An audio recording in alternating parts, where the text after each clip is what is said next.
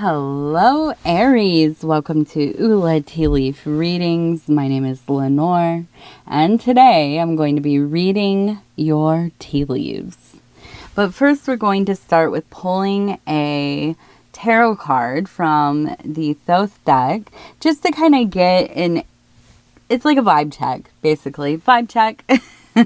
We're going to see what the vibe is, what the energy is. To start out with. Okay, so we have the Prince of Discs. This is definitely one that I'm fond of, as I am Solar Virgo.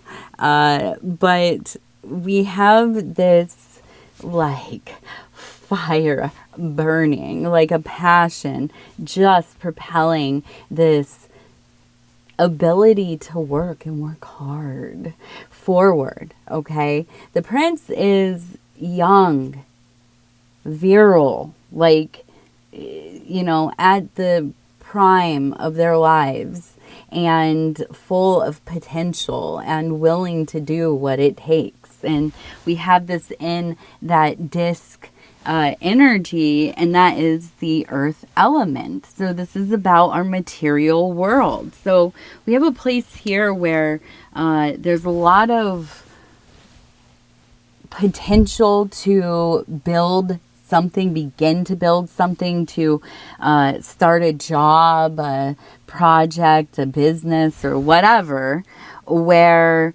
there is, opportunity for a lot of output, a lot of creating of resources. Okay, so that's a great energy. That's a good sign.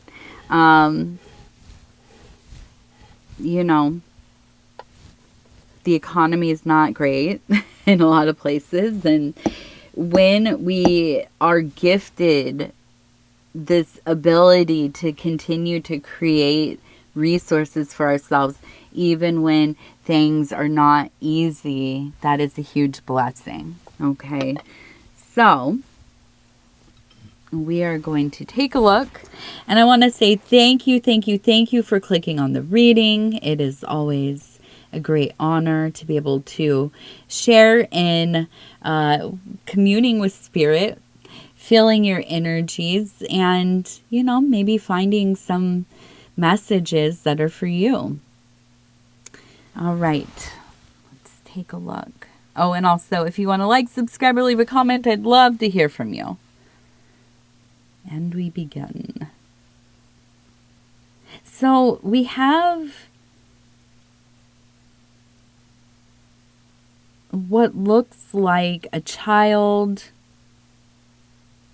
and maybe a mother. Oh, I dropped my thing and I forgot to pick it up. We have the child here. You can see the little head, like they have a little cape or like a coat. It's kind of in the triangle, little kind of ears on their hat, and they're walking forward. This looks like the outline of a house right here. You can see like the roof right in there.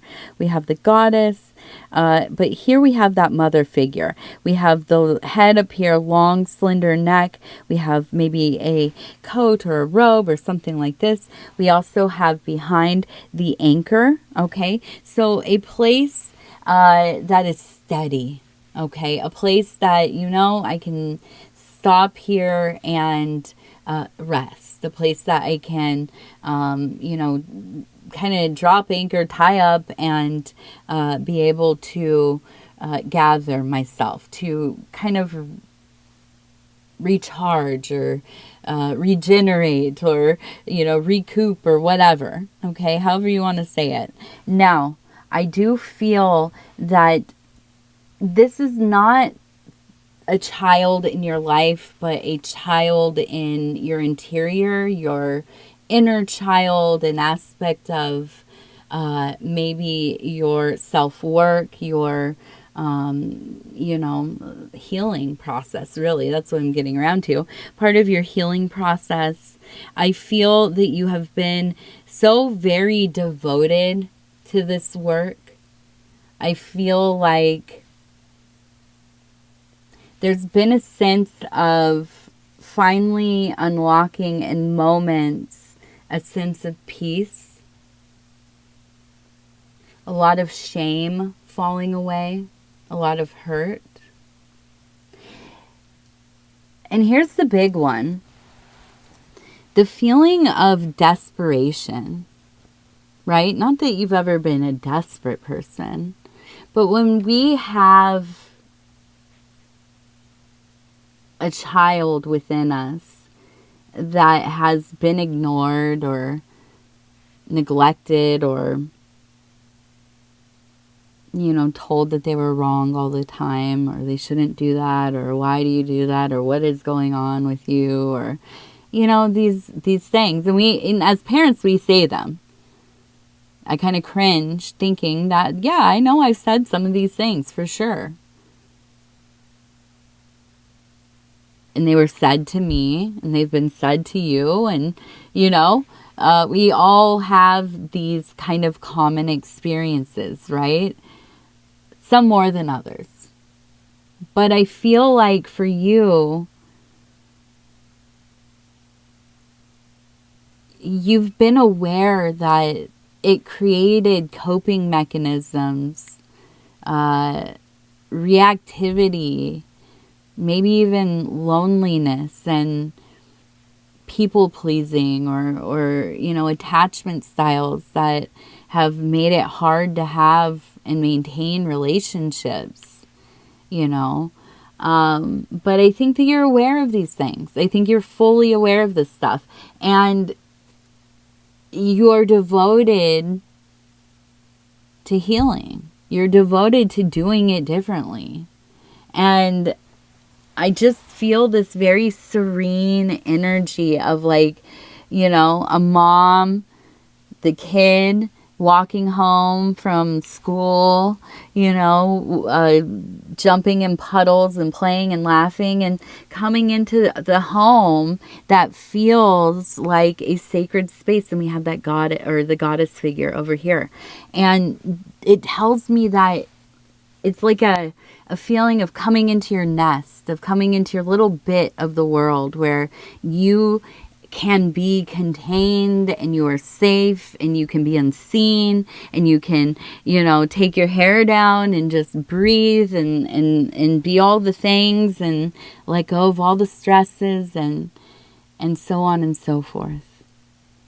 And that might not sound like a lot to some people, right? To the ability to do that. But if you've ever lived with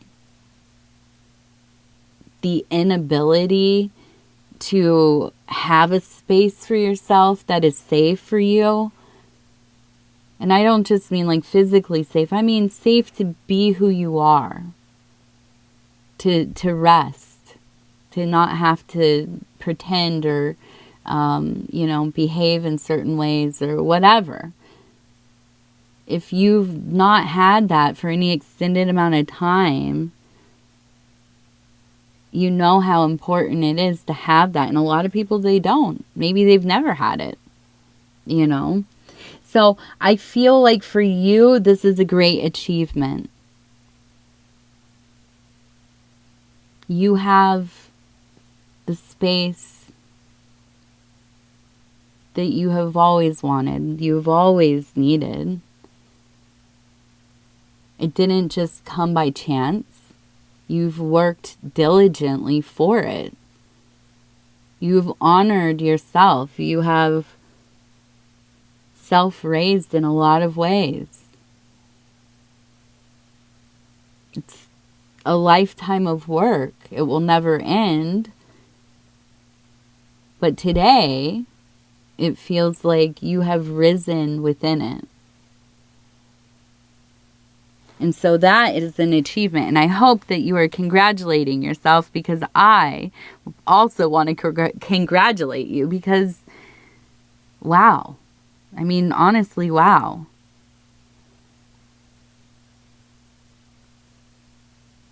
Now, we have a volcano. But there's that smiley face. Look at this. It's like the volcano up here. It looks like it might be erupting a little bit. But we also have down here the smiley face, the eyes and the little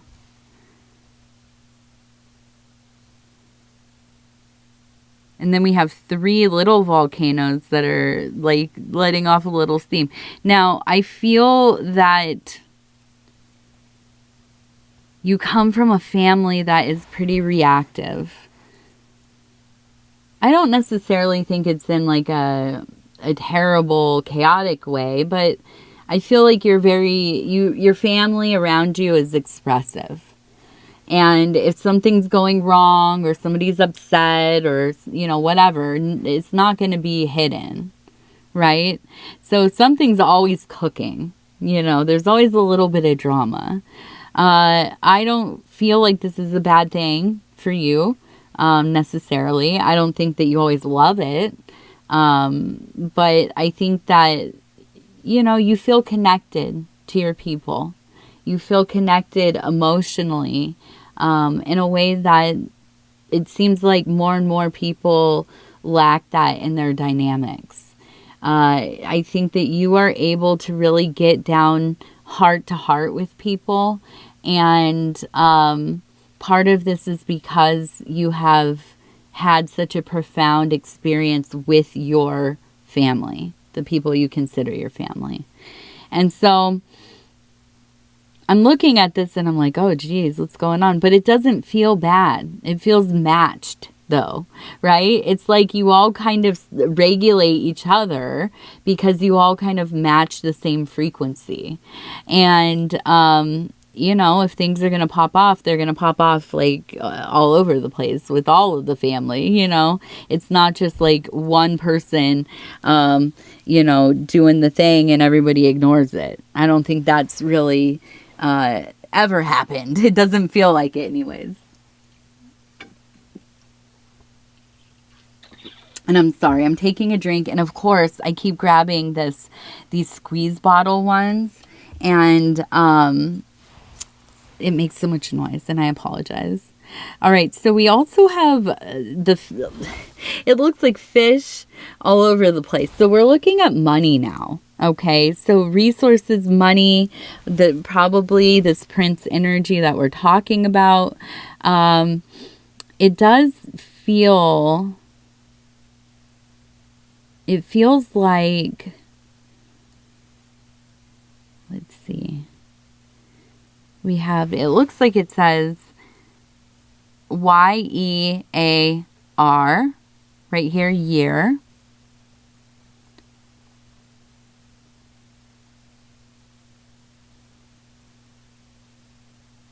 And I feel like you're coming into a year where financially you have had to make some sacrifices, right? You've had to kind of be probably really frugal, but honestly, just being honest with yourself of what you actually need and what you don't need, right? And I feel like at first that was probably kind of difficult, but I think that you almost have come into like enjoying managing that. Right? So I feel like we have this kind of sacrifice happening right here. And it seems like this is maybe like your goal for the year is like getting that financial bit on track, getting things, where you would like to see them. Because you've been probably like a lot of us because of how things have been the last 5-6 years. Having all kinds of different roadblocks, to getting to a place where everything feels pretty stable. And so I feel like you are entering that portion where you have the ability to put more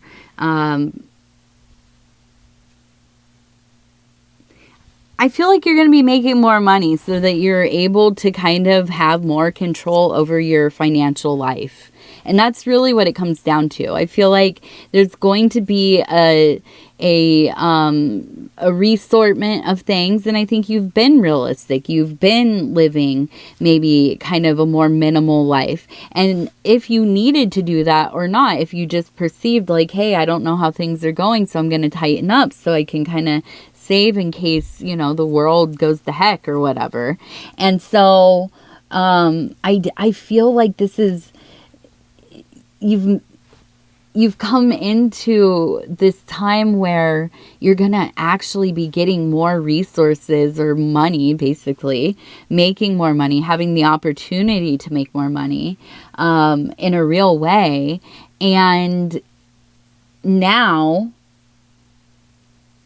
it's like, I also have this, this great mindset of being more frugal and keeping within, these budgets that I put together, and, and then there's more money coming in. So it's the meeting of these two forces. And I feel like, where a lot of us would just be like, oh, cool, whatever to those plans I had, I'm just going to fully indulge in this and be excited about it.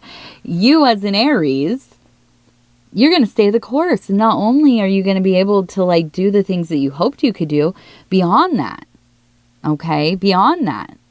So I do feel, the other part of this, and we have up here, it looks like a big sheep, you can see, and it looks like there's a person down here. It looks like going to get the wool, kind of, what is it called? When they cut back they're going to shave the sheep and take the wool and process all of that, right? So I almost feel like for you, this is a time where you're going to be reaping the benefit of all the work that you've put into not only realigning your life and your mindset, right? And then you're having these opportunities, you're taking advantage of it, you're getting the raise, you're doing the side hustle, you're whatever it is, and you are thriving, you are going to see a return on that. Okay, so here's the big thing. When we have this kind of luck, this kind of blessing, kind of showering down in our life, what do we have to do? We need to temper ourselves, don't we? Because this is a good time for things to go off the rails. And why is that? Because of the intensity of the energy, right? When you are winning, when things are going your way, there's an intensity in that energetic flow. And it is easy to fall way off of that, to go the complete wrong way, right? And so I feel like this is a good time to keep yourself humbled, to keep yourself centered, doing, the affirmations, the self-talk, the things that keep you remembering yourself. I don't know. I don't know if you've ever had a time where you were just on fire, I don't know, like you're a salesperson, you top sales that year or month or whatever, and you're just full of yourself, right? It's like no matter who you are, you can't help kind of feeling yourself when you're doing well. Well, there are so many things that we can succumb to when we're in that state of mind, because we're in our dopamine, serotonin, we're feeling good, and to me, when I feel good, when I am really, really vibing, first I'm am I manic? That's the first one. Let's check that out. But the second one is, I don't trust my decision making as much when I'm feeling really elated or joyous or whatever. If I need to make serious decisions, I don't want to be fully sunken into melancholy, but I want to be reasonable, right? Not just you're deciding your financial future while you're on vacation, in some place that you've always wanted to go, and you're just on, cloud nine, and then you're oh yeah, let me make some really important decisions right now. Not the best idea, in my opinion, right? So there's a tempering that needs to happen. Okay, I think that's the big thing, the tempering. Now, we also have, it looks like the letter K right here, K.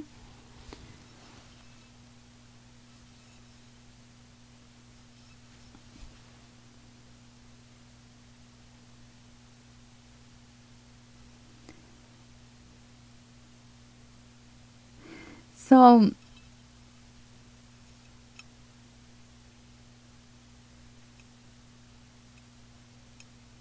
it feels like there's I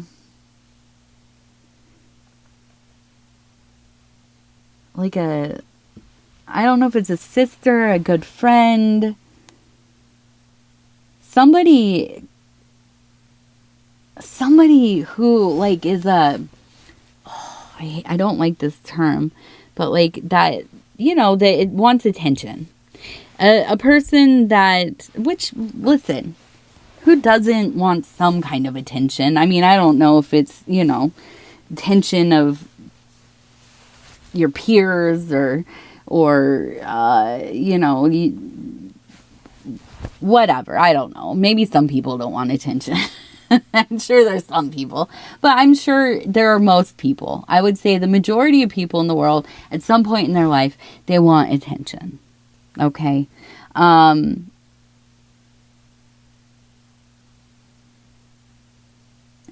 just feel like this is a person that will value that attention more than their, like, firm relationships. Like, this is a person, like, I don't know, it's like it's your sister, right? You're, like, super close. You've known each other forever, obviously. But the minute somebody they're dating or somebody they're attracted to or whatever, right, disagrees with you, even though you're the one that's right, they'll still side with that person. Not out of decorum, just out of habit. Like, they're always feeding into the relationship they're cultivating with somebody else, right? And we all know what I'm talking about.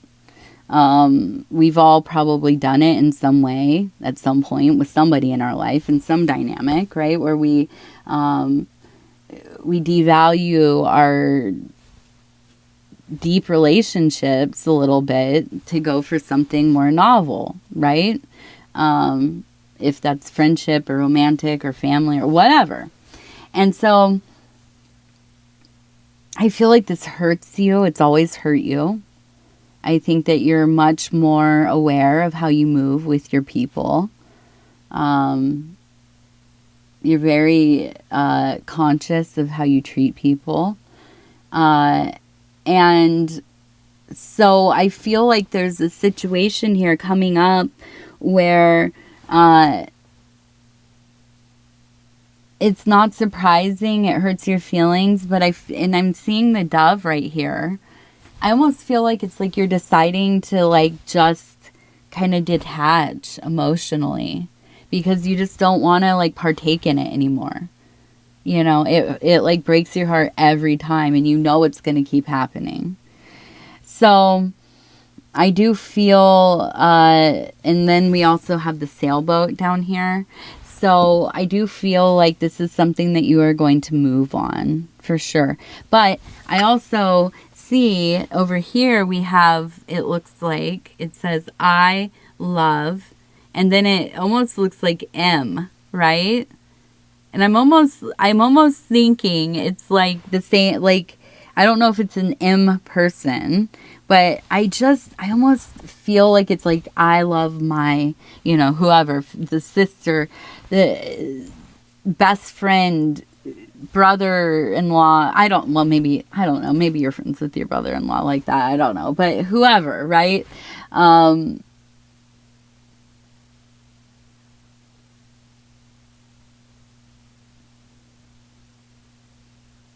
It feels very sad, but I don't think you're going to talk to anybody about it, really, because I think it's been going on for so long.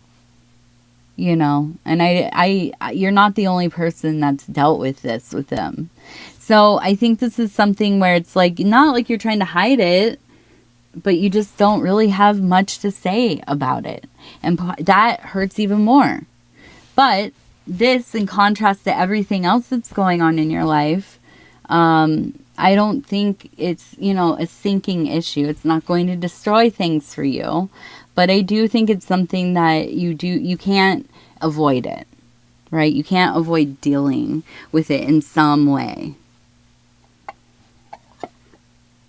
Okay. What are we doing now? Oh, yes, the numbers. The numbers in the water.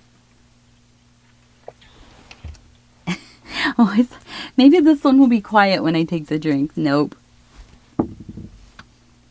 56. 56. 79. 56, 79, and 90.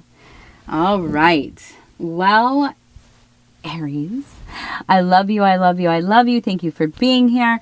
If you want to like, subscribe, or leave a comment, I'd love to hear from you. Other than that, again, I'll say I love you. We'll talk soon. Good night.